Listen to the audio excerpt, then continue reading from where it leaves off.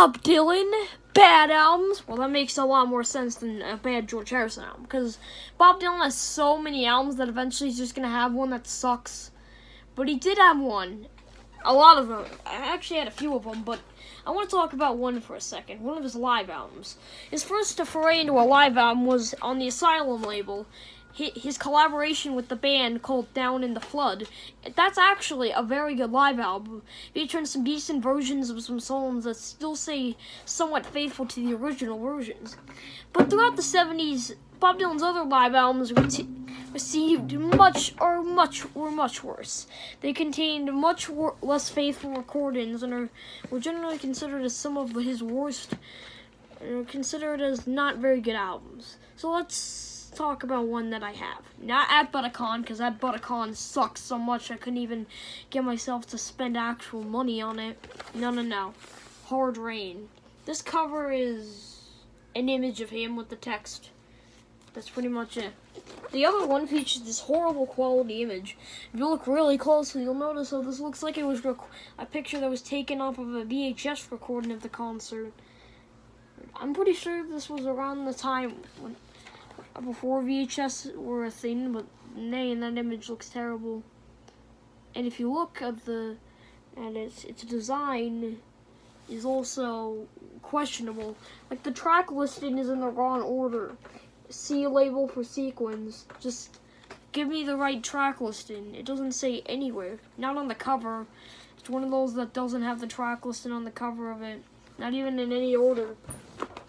Well, time to listen to some Hard Rain. The first song is a version of Maggie's Farm. Now, Maggie's Farm is an awesome song. I mean, it's classic.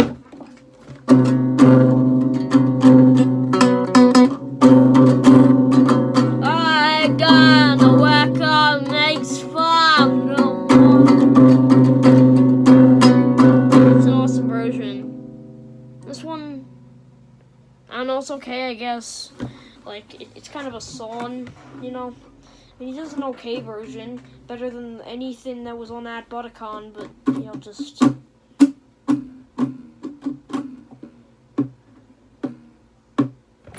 not that great, to be completely honest. I've heard much better, like, the next track. The next song is a version of One Too Many Mornings.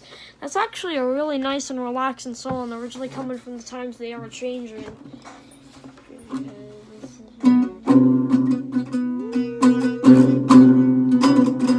I like that song. That's a good song. A very good song. I like it. But, yeah, the version here is fine. I've heard much worse. But just the version here didn't really strike a chord as that memorable. Next song is this version of Stuck Inside of Mobile with the Memphis Blues again. Now, look, I love the original. I think it's the best song on Blonde on Blonde, in fact. All the rag band draws circles up and down the block. I asked him what the matter was, but I know that he don't talk. Yeah, that's a great song. I really recommend hearing it. The version here is actually kind of good. I think he does a decent version of the song, but it's not the best version. The best version is obviously the original.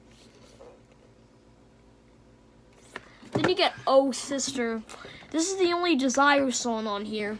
It came out not that long after Desire's official release in early January of 1976. And, yeah, the original, I never really thought it was amazing. But I thought it was a good song. There were worse on that album, like, you know, Romance in Durango, or, something like that. Yeah, those were worse than Oh Sister. And the version here is alright. I think it does a decent enough version. A tolerable one, just not a great one. Lay Lady Lay. Now, he does an alright version here, actually. I thought the original... I mean, this one I can remember much more clearly than the other ones. Lay Lady Lay.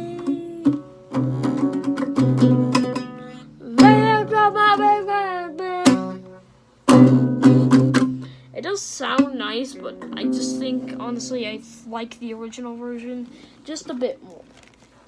The next song on this side is Shelter from the Storm. Now, Shelter from the Storm is a pretty iconic song. It was first released on his 1975 one of his opuses, 1975's Blood on the Tracks, and I liked that song. I mean, I keep hearing it a lot, so it's getting a bit annoying, but it's still a decent song. The version here is alright. I mean, of course, the original is better, but yeah, there are worse on this album, I think. The next version is You're a Big Girl Now. This version here is overly drawn out and gets really boring.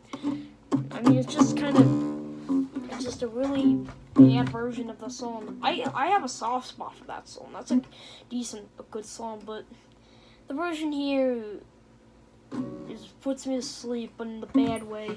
Not like in the good way, like, with Johnny Cash or Waylon Jennings or more other Bob Dylan. No, I mean just the bad way. I didn't care. The next song is I Threw It All Away.